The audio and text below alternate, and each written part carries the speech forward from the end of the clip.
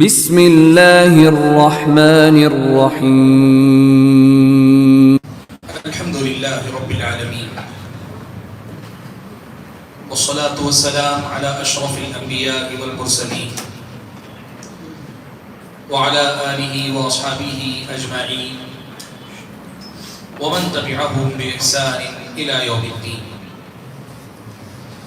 یا ایہا الذین آمنوا اتقوا اللہ حق تقاته ولا تموتن إلا وأنتم مسلمون يا أيها الناس اتقوا ربكم الذي خلقكم من نفس واحدة وخلق منها زوجها وبث منهما رجالا كثيرا ونساء واتقوا الله الذي تساءلون به والأرحام إن الله كان عليكم رقيبا يا أيها الذين آمنوا اتقوا الله وقولوا قولا سديدا يصلح لكم أعمالكم ويغفر لكم ذنوبكم ومن يطع الله ورسوله فقد فاز فوزا عظيما أما بعد فأعوذ بالله من الشيطان الرجيم بسم الله الرحمن الرحيم والمؤمنون والمؤمنات بعضهم أولياء بعض يأمرون بالمعروف وينهون عن المنكر ويقيمون الصلاة ويؤتون الزكاة ويطيعون الله ورسوله أولئك سيرحمهم الله إن الله عزيز حكيم. لائق صد احترام معزز علماء کرام، بزرگوں، نوجوان بھائیوں اور پردہ نشین خواتین اسلام، آج کی جو مجلس ہے یہ مجلس نوجوانوں کے نام سے جڑی ہے. پیغام نوجوانوں کو دیا جا رہا ہے. مجھ سے پہلے آپ کے سامنے دو جلیل القدر علماء نے خطاب کیا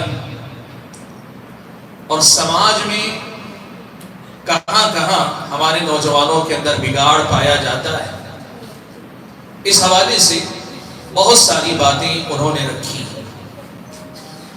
مجھے اس وقت جس عنوان پہ گفتگو کرنی ہے یہ عنوان حقیقت میں انہی کی گفتگو کو آگے بڑھانے والا عنوان ہے، اور مجھ سے کہا گیا ہے کہ میں نوجوانوں میں بگاڑ کے اسباب اور اس کے علاج پر بات کروں.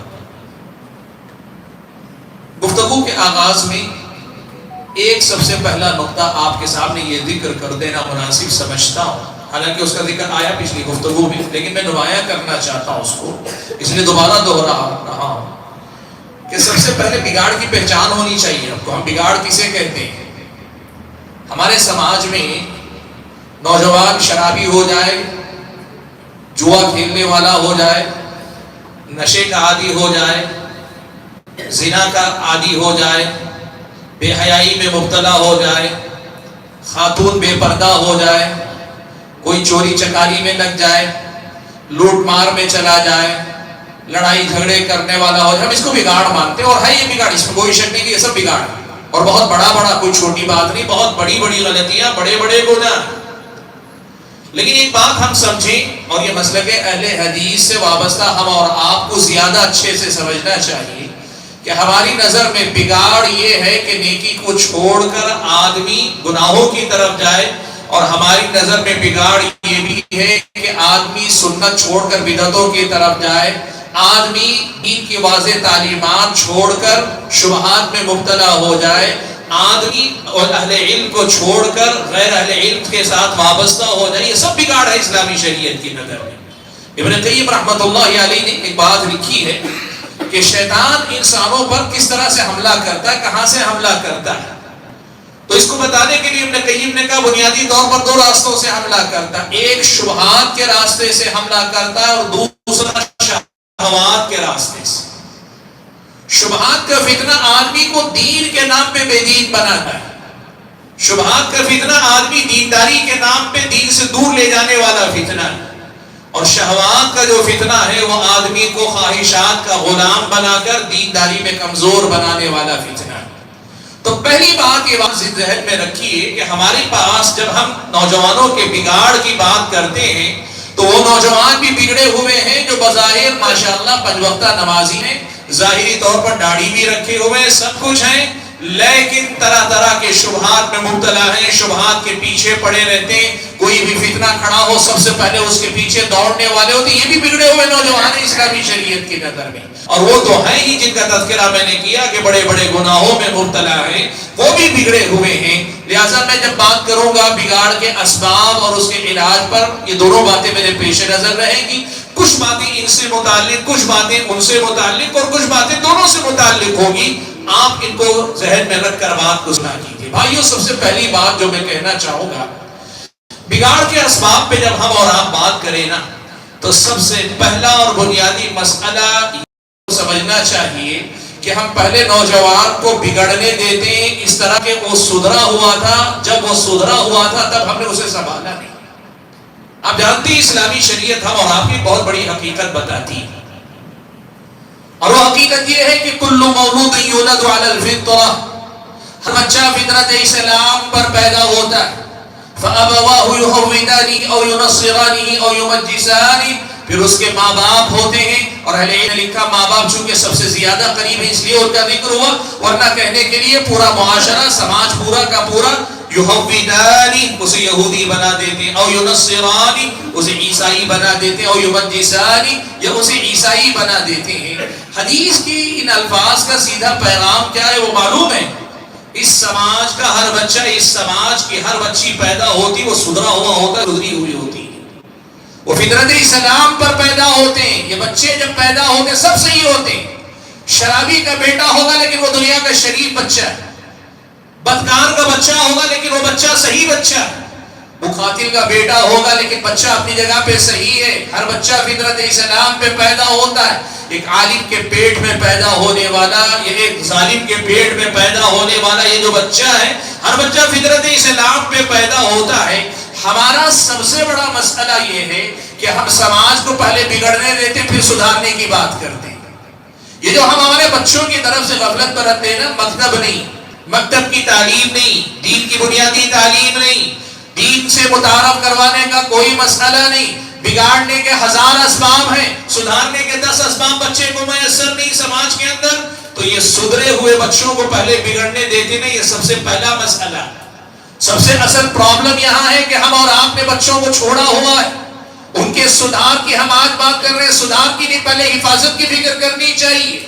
دنیا کی کہاں کی عقل مندی آپ بتائیے کہ اللہ تعالیٰ نے ہمیں یہ گویا کہا ہے کہ ہر بچے کو میں سدھرا ہوا، سنبھلا ہوا، سورا ہوا تمہارے حوالے کرتا ہوں، اور آپ کہتے ہیں نہیں ہم پہلے بگڑنے دیں گے پھر اس کے بعد اس کی جوانی میں ہم کہیں تم سدھر جاؤ۔ یہ کہا کہ انصاف، یہ تو ان بچوں پہ الٹا ظلم ہے نا کہ ہم نے ان کو بگڑنے دیا ہے۔ ابتدا میں ان کی تربیت اور تعلیم کی ہم اور آپ نے فکر نہیں کی۔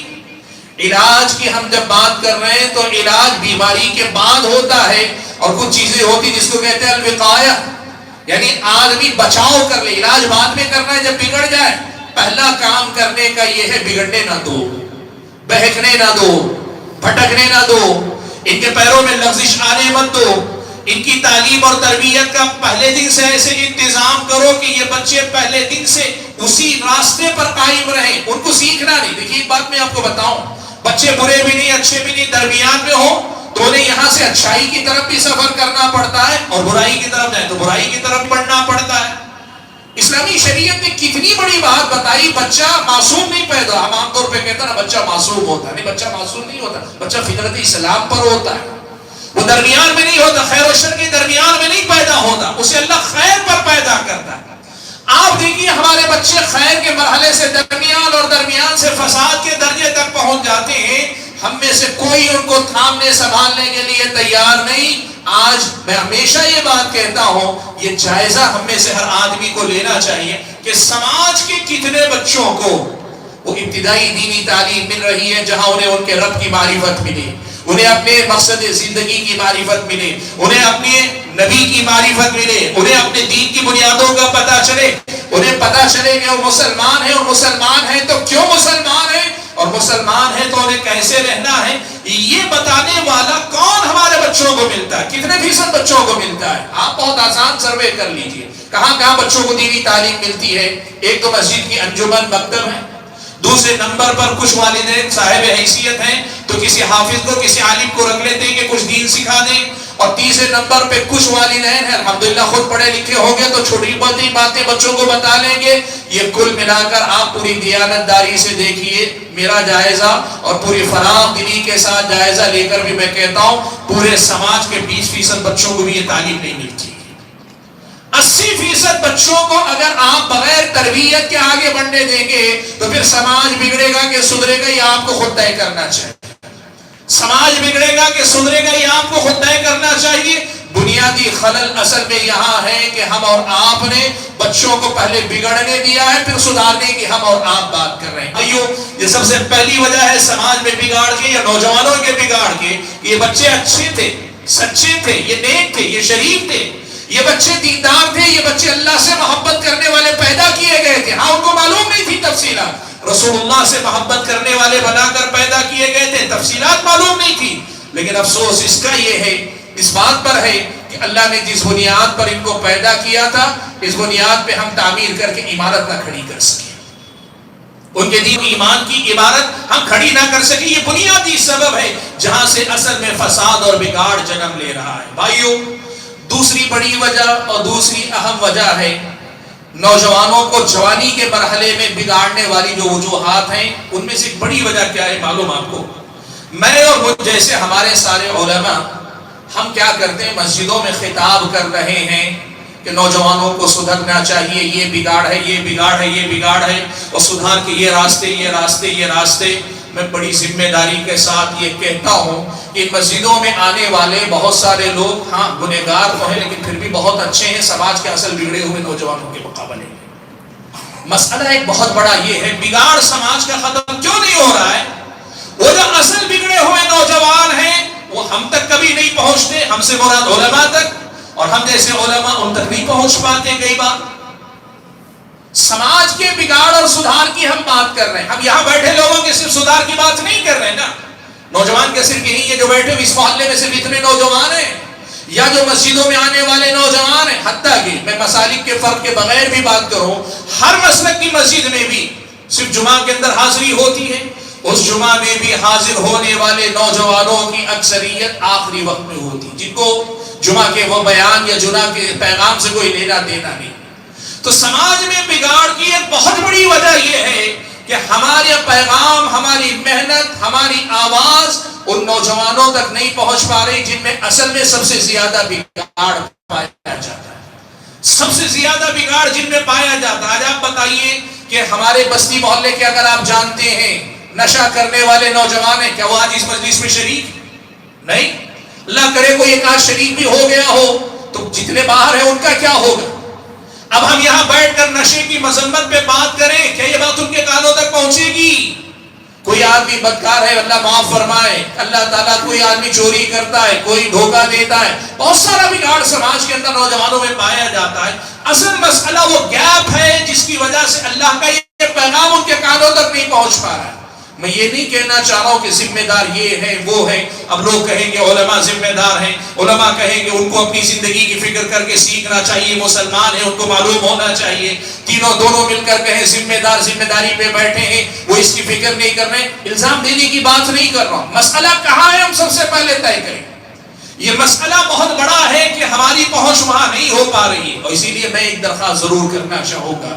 اصلاح معاشرہ کے جو پیغام ہوتے ہیں نا, عام پیغام, اس قسم کے پیغام, اس قسم کے پروگراموں کو ویسی گلی محلوں میں رکھیں جہاں پہ نہ چاہتے ہوئے بھی ان کے کانوں تک یہ آوازیں پہنچیں. قال اللہ قال الرسول کی یہ باتیں ان کے کانوں تک پہنچیں. مثال کے طور پر میں بتاؤں, شراب کی مذمت میں اللہ کے نبی نے یہ بات بیان فرمائی کہ جو آدمی اس دنیا میں شراب پیے گا اور پی کر مرے گا, اللہ تعالیٰ نے کہا یہ حق علی اللہ, اللہ نے اپنے اوپر فرض کر لیا ہے کہ اسے اللہ تعالیٰ جہنمیوں کے زخموں سے نکلنے والا خون اور پیپ پلا کر رہے گا. اللہ تعالیٰ, یہ کس کے کانوں میں جانی چاہیے آواز؟ اس وقت بھی اگر نشے میں بیٹھا ہے تو اس کے کان میں جانی چاہیے. یہ ہے اصل میں سماج سدھار کے لیے کرنے کا کام. ہمارا ایک بہت بڑا مسئلہ یہ ہے کہ ہم اصلاح سماج کے نام پہ بات کرتے ہیں. الحمدللہ جو کر رہے ہیں وہ صحیح ہے, لیکن میں جو کہنا چاہ رہا ہوں ناکافی. یہاں نہیں ہونا چاہیے, نہیں یہ بات نہیں, بالکل ہونا چاہیے, سب کے سامنے ہونا چاہیے. کم سے کم یہ ہوگا جو سدھرے ہوئے وہ بگڑیں گے نہیں کم سے کم یہ ساری باتیں سن کر. لیکن جب ہم پورے سماج کے سدھارنے کی بات کرتے ہیں تو سماج کے تمام افراد تک یہ آواز پہنچنی چاہیے، یہ پیغام ان تک پہنچنا چاہیے، اس کے لیے ہمیں کوشش کرنی چاہیے۔ اب یہ کوشش کیسے ہو سکتی؟ ایک طریقہ میں نے کہا کہ ویسے علاقوں میں باتیں کیا کریں، اور دوسرا طریقہ یہ ہے کہ آپ جیسے بھائی اور آپ جیسی بہنیں جو آج مجلس میں شریک ہیں، جو باتیں آپ کے کانوں تک پہنچتی ہیں، آپ کے دل و دماغ تک پہنچتی ہیں، وہ باتیں آپ اپنی الفاظ میں ان کو پہنچایا کریں۔ آج آپ نے کوئی بات سنی، آپ کے پڑوس میں، آپ کے رشتہ داروں میں، یا آپ کے کاروباری تعلقات میں کوئی آدمی سودی کاروبار کرتا ہے، کوئی شرابی ہے، کوئی بدکار ہے، کوئی جھوٹا ہے، کوئی لوگوں کا مال غبن کرتا ہے، کوئی کچھ کرتا ہے، معلوم ہے آپ کو؟ جو آپ سنتے ہیں بے لاگ و لپیٹ اس کو سنائیے کہ بھائی آج میں نے خطبہ جمعہ میں یہ بات سنی۔ آپ کوشش کیجئے کہ بھائی آج کے درس میں نے یہ بات سنی، اور اللہ توفیق دے اگر آپ یہ کر سکیں، اس قسم کے موضوعات جب آپ سنتے ہیں آپ ان کو بھیجا کریں، بھائی ایک بیان تم ضرور سنو، تم یہ بات ضرور سنو۔ یہ ہوتا ہے لوگوں تک پہنچنے کی کوشش کرو۔ ہمارے نوجوانوں کے بگاڑ کی ایک بہت بڑی وجہ یہ ہے کہ ہم نے سماج کے اصل بگاڑ جہاں ہیں وہاں پر محنت کرنے میں ہم بہت حد تک ناکام ہیں، اور اس کا نقصان کیا ہوتا ہے معلوم ہے؟ میں ایک بات آپ کو بتاتا ہوں، مثال کے طور پر یہاں کے نوجوان جو مسجدوں میں آتے ہیں، یہ لڑکے، یہ لڑکیاں، یہ بچے، یہ بچیاں، یہ نوجوان، یہ جو مسجدوں میں آتے ہیں یہ سدھرتے ہیں، ایسا نہیں کہ نہیں سدھرتے ہیں، اللہ اور رسول کی بات سن کر ان کے دلوں میں ایمان تازہ ہوتا ہے، سدھرتے ہیں، لیکن پھر یہی اس سماج میں جاتے ہیں جو بگڑے ہوئے ہیں، ان کے اثرات قبول کر کے یہ پھر بگڑتے بھی ہیں، ان کے اثرات قبول کر کے یہ پھر سے بگڑتے ہیں۔ اسی لیے اس پر محنت کرنے کی ضرورت ہے۔ سماج میں بگاڑ کا ایک بہت بڑا سبب یہ ہے کہ ہماری محنتیں یا ہماری توجہ یا ہمارا پیغام وہاں تک نہیں پہنچ پا رہا ہے۔ بھائیو، ہمارے اور آپ کے سماج کی نوجوانوں میں بگاڑ کی تیسری بڑی بنیاد جو میں آج آپ کے سامنے ذکر کرنا چاہتا ہوں وہ یہ، دیکھیے ہمارے سماج میں جو تربیت ہے نا، کئی لوگ یا کئی طرف سے ایک آدمی ایک بچے کی تربیت ہوتی ہے، ماں باپ تربیت کرتے ہیں، مسجدوں سے امام و خطیب تربیت کرتے ہیں، اگر بچہ مکتب میں آ رہا ہے تو مکتب کے مدرس حافظ صاحب بھی تربیت کرتے ہیں، یا معلم مربی مدرس بھی تربیت کرتے ہیں، یہ سب بھی تربیت کرتے ہیں۔ اس کے ساتھ ساتھ ایک بہت بڑی بات یاد رکھیے، ہمارے بچوں کی تربیت ہمارے گلی محلے بھی کرتے ہیں، ہمارے بچوں کی تربیت ان کے اپنے جو دیگر اساتذہ جہاں وہ اسکول میں جا کے پڑھتے ہیں، کالجوں میں جو پڑھتے ہیں وہ بھی کرتے ہیں، ہمارے بچوں کی تربیت ان کے ساتھ میل جول رکھنے والے ان کے خاص دوست، ہماری بہنوں کی خاص سہیلیاں جو ہوتی وہ بھی ان کی تربیت کرتے ہیں، اور ہمارے بچوں کی تربیت یہ T V culture, T V میں جو مختلف فلمیں آتے ہیں، ڈرامے آتے ہیں، یہ بھی کرتے ہیں، یہ انٹرنیٹ کی دنیا سے جو چیزیں وسائل ہم تک پہنچتے ہیں یہ بھی ہمارے بچوں کی تربیت کرتے ہیں۔ اور آپ یہ بات یاد رکھیے، ہر تربیت کرنے والے کا اثر اپنا ہے۔ ماں باپ سے بچوں کا وہ جو لگاؤ ہے نا، ماں باپ والا لگاؤ، اس کی وجہ سے ماں باپ سے بچے بہت زیادہ قبول کرتے ہیں، استاد سے، دینیات کے عالم سے قبول کرتے ہیں، اس لیے کہ ان کی نظر میں یہ دین کے عالم ہے، ان سے متاثر ہونے کی وجہ الگ ہے، اور وہی گلی محلے کے دوستوں سے متاثر ہونے کی وجہ الگ ہے کہ دل ان کے ساتھ بہت لگتا ہے، دل ان کے ساتھ بہت جمتا ہے کہ یہ میرے ساتھی، میری سہیلیاں، میرے دوست ہیں، ان کے ساتھ متاثر ہونے کے اسباب جدا ہے۔ اور وہی ٹی وی کلچر وغیرہ کا مسئلہ الگ ہے کہ اس میں مزہ ہے، اس میں لذت ہے، اس میں انٹرٹینمنٹ ہے، ان کے لیے لطف ہے۔ آدمی پر کئی چیزوں کا بیک وقت اثر ہوتا ہے۔ ہمارا مسئلہ یہ ہے کہ ہم نے تربیت کی اس معاملے کو پوری طرح سے سمجھ کر ان کو سدھارنے کے لیے کما ہم کو محنت نہیں کی۔ میں کچھ مثالیں دیتا ہوں، دیکھیے آپ کی سمجھ میں بات آ جائے گا۔ سب سے پہلا مسئلہ دیکھیے، اسلامی شریعت ہم اور آپ کو یہ بتاتی ہے، اور اسلامی شریعت سے پہلے میں اس کلچر کی بات کر لوں جو ہمارے اور آپ کے نوجوانوں کی تربیت کر رہا ہے۔ یہ کلچر اسکول میں، کالج میں، اور اس کے ساتھ آگے بڑھ کر گلی محلے میں، فلموں میں، سیریل میں، یہ موبائل کے حتیٰ کہ جو کارٹون دیکھے جاتے ہیں، کارٹون میں بھی بچے کی تربیت کیا ہوتی ہے معلوم ہے؟ بچہ جیسے ہی بلوغت کی عمر کے قریب پہنچتا ہے، اور میں کہہ لوں لڑکے کو آپ 12 سال سے ہی لے لیجئے اور لڑکی کو 10 سال کی عمر ہی سے آپ لے لیجئے، ان کے ذہن میں بغاوت پیدا کی جاتی ہے، یہ کہہ کر کہ تم جوان ہو یا جوان ہو رہے ہو، تم بچے نہیں ہو، اب تم بچے نہیں رہ گئے۔ بچے نہیں رہ گئے کا مطلب کیا؟ اب تم آزاد ہو، تمہیں اپنے فیصلے خود لینے کا اختیار ہے، یا فیصلے نہیں تو کم سے کم اپنی خواہش، اپنی مرضی کے مطابق اپنی زندگی کے معمولات طے کرنے کی آزادی ہے۔ اور اسی کی بنیاد پر جوانی کی دہلیز میں قدم رکھنے والا لڑکی یا لڑکا اس ذہن کے ساتھ بڑے ہوتے ہیں کہ ہم آزاد ہیں۔ اب دیکھیں کتنے والدین ہیں جو ہم سے ملتے ہیں اور یہ کہتے ہیں بچہ بہت اچھا تھا، بڑا نمازی تھا، سب تھا، پتہ نہیں کیا ہے اچانک اس کی مزاج میں تبدیلی آ گئی۔ کئی لوگ تو یہ شبہ کرنے لگتے پتہ نہیں میرے بچے کو کس کی نظر لگ گئی، کئی لوگ کہتے پتہ نہیں کس نے میرے بچے پہ جادو کر دیا۔ یاد رکھو یہ جادو بھی نہیں، یہ نظر بھی نہیں، یہ عمر کے بدلتے مراحل ہے۔ بچے کے ذہن میں جو تبدیلیاں آ رہی اس کا نتیجہ جیسے وہ بلوغت کے قریب جا رہا ہے اور بالغ ہو رہا ہے یا ہو رہی ہے، اس کے ذہن اس کے دل و دماغ میں اپنی شخصیت کو پہچاننے کا ایک مادہ پیدا ہوتا ہے، اور یہاں سے وہ چاہتا ہے ہر بالغ ہونے والے بچے کی نظر میں اس کے ماں باپ بیوقوف ہوا کرتے ہیں۔ یہ بات یاد رکھو، ہر بچہ اور بچی جو بڑا ہو رہے ہیں، بڑی ہو رہے ہیں، ان کی نظر میں اس کے ماں باپ بیوقوف ہوتے ہیں، ان کو پتہ نہیں ہے۔ وہ بچے کہہ بھی دیتے ہیں، کہتے ہیں آپ کو نہیں پتہ، آپ کو نہیں معلوم۔ اور یہ جو ماں باپ کہہ رہے ہیں نا بچے کے اندر کیا ہو گیا، سمجھیے یہ بچے کے اندر آ رہی تبدیلیاں ہیں۔ اس موقع پہ ہم اور آپ بچوں کی تربیت میں اتنی بڑی غلطی کرتے ہیں، میں بڑی ذمہ داری سے کہہ رہا ہوں 90% سے زیادہ دیندار والدین بھی یہاں چوک کر بیٹھتے، غلطی کر بیٹھتے۔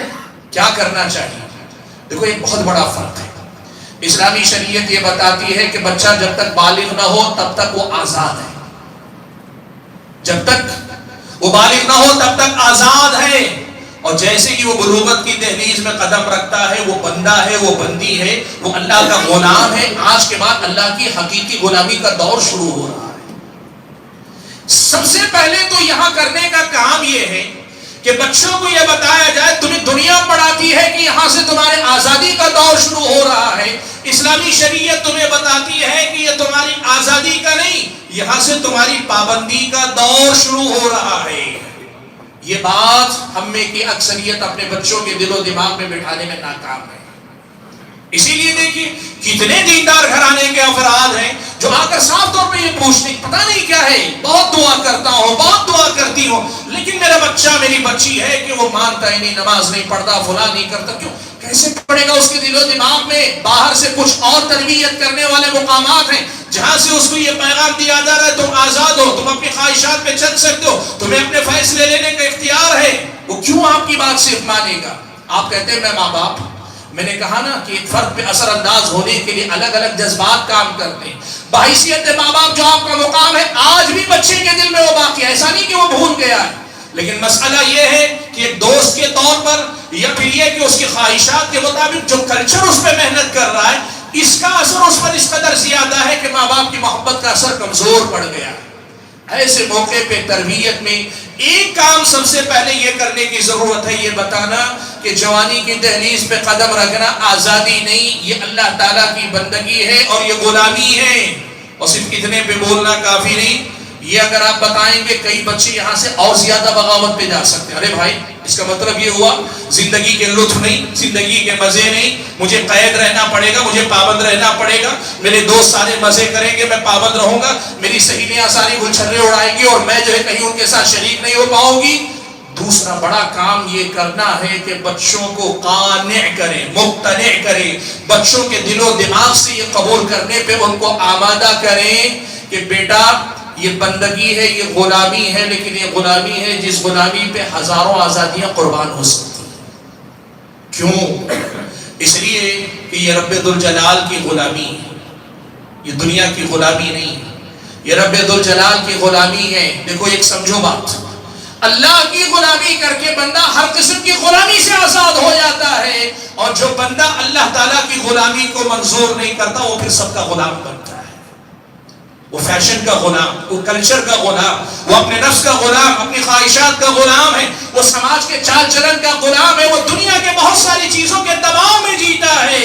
آپ اس بچے کو، اس بچی کو سمجھائیے کہ اللہ تبارک و تعالیٰ کا بندہ یا بندی ہونے کا مطلب کیا ہوتا ہے، اس میں دنیا کا بھلا ہے اور آخرت کا فائدہ ہے۔ یہ بات بچوں کو بتانا نہیں کہہ رہا ہوں میں، بتانا نہیں، ایسے سمجھائیے کہ جس کو کہتے ہیں گھول کے پلا دینا۔ بچے پورے ہوش و حواس کے ساتھ پورے شعور کے ساتھ قبول کرے کہ ہاں میں اللہ تعالیٰ کا بندہ ہوں، ہاں میں اللہ کی بندی ہوں، ہاں میں اللہ تعالیٰ کی غلام ہوں، اللہ تعالیٰ کا غلام، اللہ تعالیٰ کی میں بندی ہوں اور اللہ تعالیٰ کا میں غلام ہوں، یہ قبول کرنے والے ہمارے بچے بن پائیں، یہ ہمیں کرنا پڑے گا۔ اور میں بہت صاف لفظوں میں کوئی آسان نہیں اللہ کی، یہ آسان نہیں۔ کیوں؟ ابھی بچوں کے عقل اتنی پختہ نہیں، ابھی بچوں کی شخصیت اتنی پختہ نہیں کہ اتنے بڑے بڑے فیصلے لے سکیں۔ لیکن ایک طرف ماں باپ اگر رزق حلال بچوں کو کھلا رہے ہوں اور دوسری طرف بچوں کے لیے تڑپ کر دعائیں کر رہے ہوں اور تیسری طرف مسلسل ہر چیز میں اچھے اور برے کی تمیز سکھا رہے ہوں، اللہ کے فضل و کرم سے بچوں کو اللہ تعالیٰ سنوار دے گا، سدھار دے گا۔ لیکن بگاڑ سماج میں پیدا ہونے کی بڑی وجہ یہی ہے کہ ہم نے اپنے بچوں کے، ایک لفظ بولوں گا، ذہنی ارتداد کی طرف سے غفلت برتی ہوئی۔ میں آپ کو بتاؤں، اسکول اور کالجز کے بہت سارے بچے، بہت ساری یونیورسٹیوں میں لوگوں سے ملنے ملانے کا اتفاق ہوتا ہے، معاف کیجیے گا، جو سچائی ہے وہ یہ ہے کہ بہت سارے وہ مسلمان ہیں کا مطلب مانتے ہیں اور پورے فخر سے مانتے ہیں، لیکن ان کے دل و دماغ میں اتنے شبہات بیٹھے ہوئے ہیں، اتنے سوالات بیٹھے ہوئے، انہیں یقین نہیں ہے۔ اللہ کے بارے میں بہت سارے سوالات ہیں، بس ڈر ہے کہ ایمان نہ چلا جائے، اس لیے خاموش ہیں۔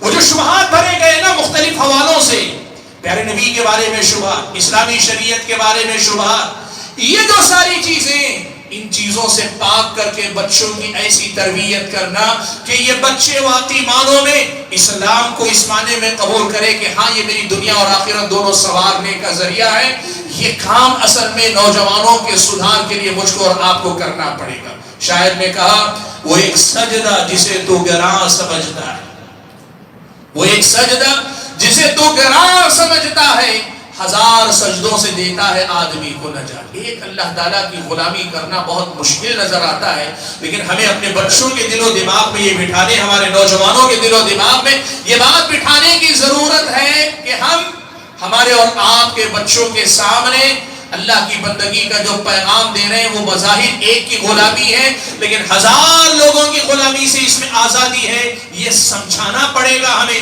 تب جا کر یہ توقع رکھیے، قرآن کی ایک ایک بات کو بچہ اپنی جان سے زیادہ مقدم رکھے گا، پیارے نبی کی ایک ایک بات کو بچہ اپنے دل و دماغ کے اوپر رکھے گا۔ بھائیوں، سماج میں بگاڑ کے اسباب میں سے ایک اور بڑا سبب بھی، ایک بہت بڑی غلط فہمی ہے جو ہمارے سماج کے بہت سارے افراد نے پال رکھی، بہت سارے افراد جو غلط فہمی پال رکھی، وہ کیا ہے پتہ ہے آپ کو؟ وہ یہ سمجھتے ہیں کہ دیکھو، یہ دیندار ہونے کا مطلب یہ ہے کہ اپنی دنیا اجاڑ لینا، دنیا کے مزے ختم ہو جائیں گے، دنیا کا لطف ختم ہو جائے گا، زندگی بالکل جو ہے وہ لوگ جیسے بوڑھوں والی زندگی ہو جائے گی۔ کتنے آپ دیکھتے ہیں، کبھی بچوں سے پوچھیے، اپنی بچیوں سے، بچے بتاتے نہیں، ورنہ آپ کی بچی اگر اسکول میں پردہ کرتی ہے، کئی بار اس کی سہیلیاں تانا دیتی، کیوں ابھی سے بوڑھی ہو گئی کیا؟ آپ کا اپنا نوجوان لڑکا اگر لڑکیوں سے تعلقات نہیں رکھتا ہے تو تانا دیتے، کیوں مولوی ہو گئے کیا؟ یہ تانے ہمارے بچے سہتے، یہ تانے ہماری بچیاں سنتے ہیں۔ وجہ کیا ہے معلوم آپ کو؟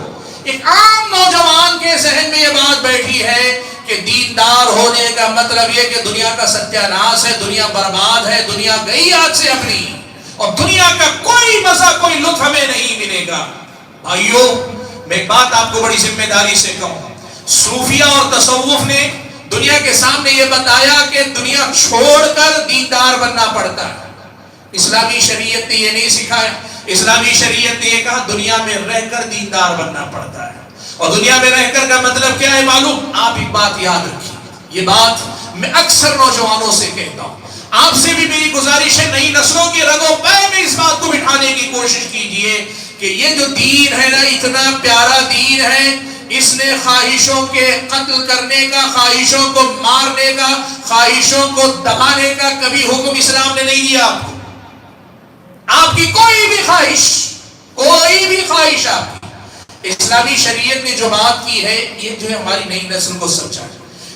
دیکھیے، اسلامی شریعت اس معاملے میں وقت اجازت نہیں دیتا کہ میں زیادہ تفصیلات میں جاؤں، لیکن یہ بنیادی بات ہم اور آپ کو نوجوانوں کو سمجھنے سمجھانے کی ضرورت ہے۔ وہ کیا ہے؟ دیکھیے، اسلامی شریعت ایک بات بتاتی ہے کہ بندے کو اللہ نے آخرت کے لیے پیدا کیا، اللہ کی بندگی کے لیے پیدا کیا۔ اب اس کے ساتھ اللہ نے انسان کو انسان بنا کر خواہشات اللہ نے رکھی. ایسا نہیں کہ خواہشات کوئی غلط چیز ہے، خواہشات اللہ نے رکھی. زُيِّنَ لِلنَّاسِ حُبُّ الشَّهَوَاتِ مِنَ النِّسَاءِ وَالْبَنِينَ وَالْقَنَاطِيرِ الْمُقَنطَرَةِ مِنَ الذَّهَبِ وَالْفِضَّةِ وَالْخَيْلِ الْمُسَوَّمَةِ وَالْأَنْعَامِ وَالْحَرْثِ. اللہ نے گنا دی فہرست کی کون سی محبت اللہ نے رکھی. ہر چیز کی محبت اللہ نے رکھی. خواہشات کی الگ الگ قسمیں رکھی. مال کی خواہش، نام کی خواہش، جنسی خواہش یا دوسری زبان کی لذت، کھانے پینے کی خواہش، پہننے اوڑھنے کی خواہش، اچھے مکان کی خواہش، اچھی سواری، سب کچھ اللہ نے بیان کر دی، ہر طرح کی خواہشیں. تو اللہ نے کیا کہا؟ اللہ تعالیٰ کا بننے کے لیے خواہشات کو مارنا پڑے گا؟ کہا نہیں، خواہشات کو مارنے کا اسلام نے کبھی سبق نہیں سکھایا. یہی وہ غلط بات ہے جو ہمارے نوجوان نسلوں کے دل و دماغ میں بیٹھی ہے، اور اس لیے وہ سمجھتے ہیں کہ دنیا میں دیندار بن کر ہم دنیا اجاڑ لیں گے، اس لیے بے دین ہو کر ہم مزے لے لیں گے، پھر کبھی دیکھیں گے، بعد میں جا کر سدھرنے کی کوشش کریں گے. یہ بگاڑ کی بہت بڑی وجہ ہے. یہ سوچ وقت سے پہلے بوڑھے ہونا نہیں چاہتے، ان کی اپنی سوچ کے مطابق. وقت سے پہلے کوئی خاتون بڑھیا نہیں بننا چاہتی، اس کی اپنی سوچ کے مطابق. اس لیے کہ ان کی نظر میں دیندار بننے کا مطلب بے مزہ زندگی، بدمزہ زندگی. اسلامی شریعت کی یہ بات سنیں، اسلام نے خواہشات کو مارنے کا حکم نہیں دیا. حضرت عثمان ابن مظعون رضی اللہ تعالی عنہ پیارے نبی صلی اللہ علیہ وسلم کے دودھ شریف بھائی، رضائی بھائی، عثمان ابن مظعون، عثمان ابن عفان نہیں، عثمان ابن مظعون رضی اللہ تعالیٰ عنہ اللہ کے نبی کے پاس آئے اور آ کر کہنے لگے، اللہ کے نبی اجازت دیجئے کہ میں خسی کر لوں. یہی الفاظ حدیث میں، اس لیے میں صاف کہہ رہا ہوں، خسی کر لوں. کیا مطلب؟ یعنی میں ایسا کوئی آپریشن کروں. کچھ صحابہ آئے کہنے لگے اللہ کے نبی اتنی عبادت کرتے ہیں تو میں آج سے دن بھر ہمیشہ روزہ رہوں گا، رات میں صرف نمازیں پڑھوں گا. تیسرے نے کہا میں شادی ہی نہیں کروں گا. اللہ کے نبی نے کہا کہ نہیں، یہ غلط ہے.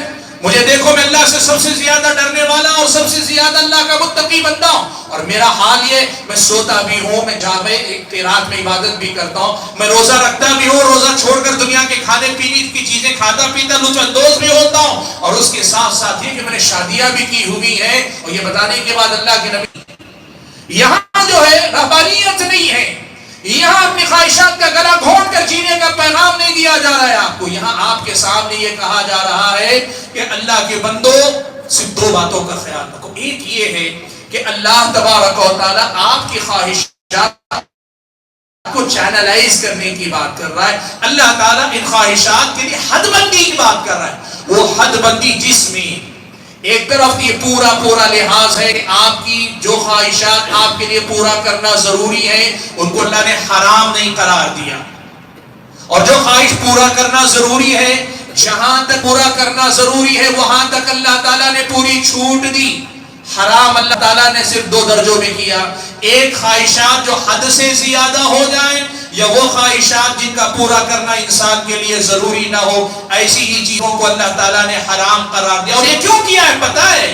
وجہ اس کی یہ ہے کہ اللہ تعالیٰ چاہتا یہ ہے کہ بندہ اگر خواہشات کو اپنے دائرے میں رہ کر پورا کرے گا تو ان خواہشات کو پورا کرتے ہوئے بھی وہ اللہ کی بندگی کرنے والا رہے گا.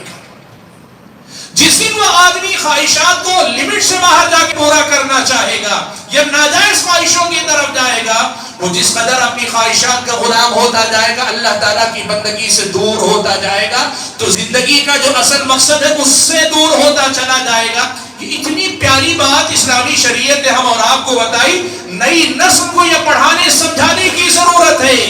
تمہاری ساری خواہشات بھی پوری ہو جائے، تمہیں ثواب بھی مل جائے، اور اس کے ساتھ ساتھ تمہیں تمہارے ہاتھ سے اللہ تعالیٰ کی بندگی کا دامن نہ چھوٹے، اللہ تبارک و تعالیٰ کی فرما برداری کے دائرے سے باہر نہ نکلو. اس سے زیادہ پریکٹیکل دین یا practical way of life, practical طرز زندگی جینے کا ڈھنگ کون سکھا سکتا ہے؟ آپ بتائیے. اب میں ایک بات بتاؤں آپ کو، لوگ شراب پیتے ہیں، لیکن شراب پینے والے لوگ بھی کہتے ہیں شراب پینے کی بھی کچھ اصول ہیں. ان کے پاس کیا اصول ہیں؟ کہتے ہیں شراب اتنی پیو کہ کنٹرول میں رہو، شراب اتنی پیو کہ تمہاری وجہ سے کسی کو تکلیف نہ ہو، اور شراب پیو تو ورکنگ آورس میں مت پیو، وغیرہ وغیرہ. اسلامی شریعت یہ کہتی ہے وہاں پابندیوں کو مانتے اس سے پہلے یہ مان لو کہ اللہ نے کہا شراب ام الخبائث ہے، شراب پیو ہی نہیں، شراب پیو ہی نہیں. اس لیے کہ اسمہما اکبر من نفعہما، اس میں اگر کوئی فائدہ بھی نظر آتا ہے تو نقصان اتنا زیادہ ہے کہ اس فائدے کا کوئی اعتبار نہیں۔ سوال یہ ہے کہ جب لوگ ان حد بندیوں کو قبول کر سکتے ہیں جس پر زیادہ سے زیادہ یہ ہوگا کہ دنیاوی اعتبار سے کسی بڑے نقصان سے بچ جائیں گے، تو پھر شراب سے کلی طور پہ بچ کے دنیا اور آخرت دونوں بہتر کرنے والا کام کیوں نہیں کریں گے؟ مسئلہ یہ ہے کہ اپنے نوجوان بھائیوں اور بہنوں کو اسلامی شریعت کی ان باریکیوں کو سمجھانے کی ضرورت ہے۔ آپ کی بچی پہلے دن آ کر پوچھتی ہے، بے پردہ یا بغیر نقاب کے نکلی چھوٹی بچی ابھی بلوغت کو پہنچی، بچی کو آپ کہتے ہیں پہنو، تو آپ دیکھیں گے یا تو راضی برضا پہنے گی، یا اس کے چہرے پہ ناگواری ہوگی، یا وہ آپ سے سوال کرے گی۔ وہ دن ہے تربیت کا، اس کی وہ موقع ہے اس کی تربیت کا۔ صرف ڈانٹ ڈپٹ کر خاموش کرنے کے بعد نہیں بنے گی، اسے بٹھاؤ، بلاؤ۔ اسکول جا رہے تو واپس آنے کے بعد آدھا گھنٹہ انتظار کر کے کاروبار چھوڑو، مصروفیت چھوڑو، بیٹھو اپنی بچی کے ساتھ اور بیٹھ کر بات کرو، بیٹا صبح میں جب میں نے تمہیں پردہ کرنے کے لیے کہا تمہارے چہرے پہ ناگواری تھی یا تم نے یہ سوال کیا تھا، کیا بات ہے؟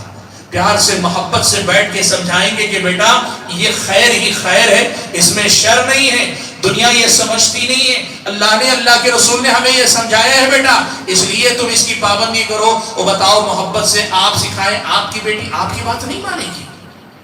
مسئلہ اصل میں یہ ہے کہ بگاڑ کے جو اسباب ہیں زیادہ تر ہم نے اپنے ہاتھ میں اس کے سدھار کے اختیارات رکھنے کے بعد بھی اس پر ہم نے محنت نہیں کی ہے۔ یہ ہمارے اور آپ کے نوجوان بھائیوں اور بہنوں کے بگاڑ کی ایک بہت بڑی وجہ ہے۔ حاضرین گرامی قدر، میں دوسرے پہلو کی طرف بھی آنا چاہتا ہوں، یہ کچھ بنیادی باتیں اور کچھ اور باتیں آپ کے سامنے ذکر کرنا چاہتا ہوں۔ بھائیوں دیکھو، اس دنیا کے اندر ہے نا خیر و شر ایک جنگ ہے اور ایک جہاد ہے جو ہم پوری زندگی کر رہے ہیں۔ یہاں خیر کے اسباب بھی ہیں، شر کے اسباب بھی ہیں، اور دونوں اپنی اپنی محنت مسلسل جاری رکھے ہوئے رکھیں گے، یہ جاری رہیں گے، یہ رکیں گے نہیں، یہ چلتا رہے گا سلسلہ۔ ادھر خیر سے اللہ تبارک و تعالیٰ کے سامنے کیا کہا تھا؟ وعدہ کیا تھا، ثم لآتینہم من بین ایدیہم ومن خلفہم وعن ایمانہم وعن شمائلہم ولا تجد اکثرہم شاکرین۔ اس آیت کے ترجمے میں ایک لفظ میں کہ شیطان نے کہا تھا میں چوطرفہ حملہ کروں گا، سامنے سے بھی، پیچھے سے بھی، دائیں سے بھی، بائیں سے بھی، ہر طرف سے میں حملہ کروں گا۔ یہاں ایک بات دیکھیے، میں بہت واضح الفاظ میں آپ کے سامنے رکھنا چاہتا ہوں۔ ایک طرف شیطان ہے جو چوطرفہ حملہ کر رہا ہے، دوسری طرف انسان کا اپنا نفس ہے جو انسان کو ہمیشہ برائیوں پہ ابھارتا رہتا ہے۔ وما ابرئ نفسی ان النفس لامارۃ بالسوء۔ تیسری طرف یہ دنیا کی رنگینیاں، دنیا کی جو بڑے حسین مناظر، بہت ساری لذتیں، مزے وغیرہ، یہ سب ہیں۔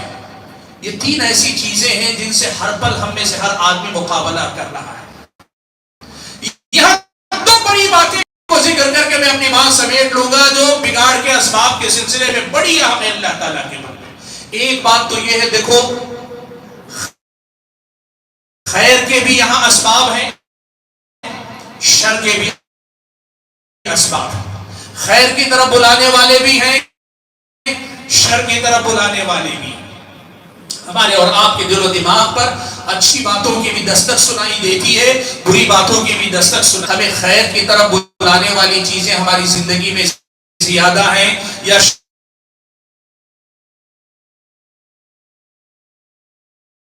اور آپ کی زندگی میں زیادہ ہے؟ سماج میں ہم اگر شر کی طرف بلانے والے دروازے زیادہ رکھیں گے، راستے کھلے رہیں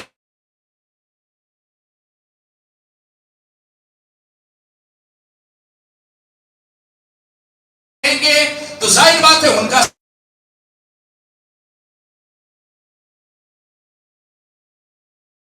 اثر زیادہ ہوگا۔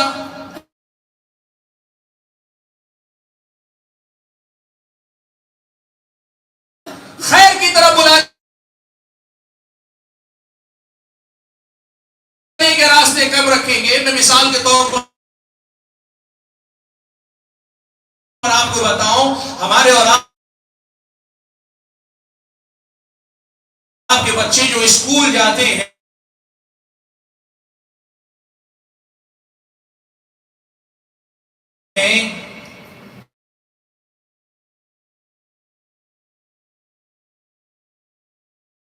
لڑکپن میں تو برحال مکتب پڑھ لیتے ہیں، سکس گیا ہے نا وہ ایک بار بند کر دیجئے، گیا ہے نا وہ ایک بار بند کر دیجئے، گندا پانی ایک بار نکال کر بھر دیجئے، دوبارہ آپ کو گندے پاک پانی کو گندلا ہوتے نہیں دیکھیں گے، اور پھر سے صاف پانی بھرنے کی ضرورت نہیں پیش آئے گی۔ کہنا کیا چاہو؟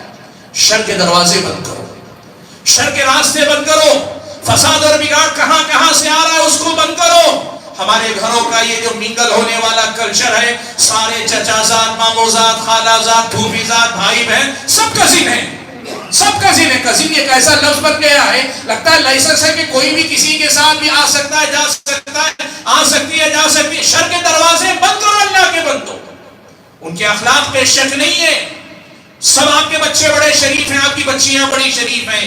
مسئلہ یہ ہے کہ نبی نے کہا ما خلا رجل بامرأة الا كان ثم، ہوتا ہے کہ ہم اور آپ دنیا کے فطروں میں مبتلا، تین دشمنوں سے ہم لڑ رہے ہیں، لیکن رہنا ہمیں یہی ہے۔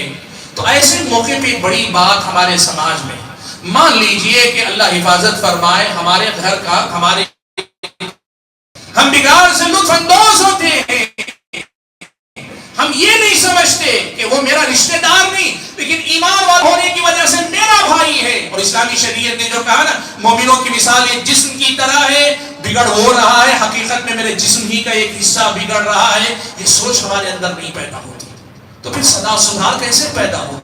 تو بھائیو، آخری ایک بات کہہ کر میں اپنی بات ختم کر لیتا ہوں۔ میں نے شبہات کی بھی بات کی، شہوات کی بھی، ایک بڑی اہم بات میں کہہ دوں۔ دیکھو سیدھی بات ہے، اس زندگی میں بندہ اللہ سے جتنا جڑا رہے گا اتنا وہ فطروں سے محفوظ ہے، اتنا نیک۔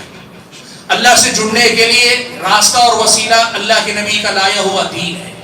اب یہ دین یا تو آپ کی اپنی سے رہے گا، اللہ کے فضل و کرم کے بعد علماء سے آپ کا یہ تعلق آپ کو شبہات کے فتنے سے بھی بچانے میں مدد دے گا، شہوات کے فتنے میں مدد دے گا، شہوات کے فتنے میں بھی آپ کا مددگار ہوگا، آپ کے ساتھ بھی آپ کا مددگار ہوگا، آپ کے ساتھ آپ کے بچوں کی اصلاح میں یہ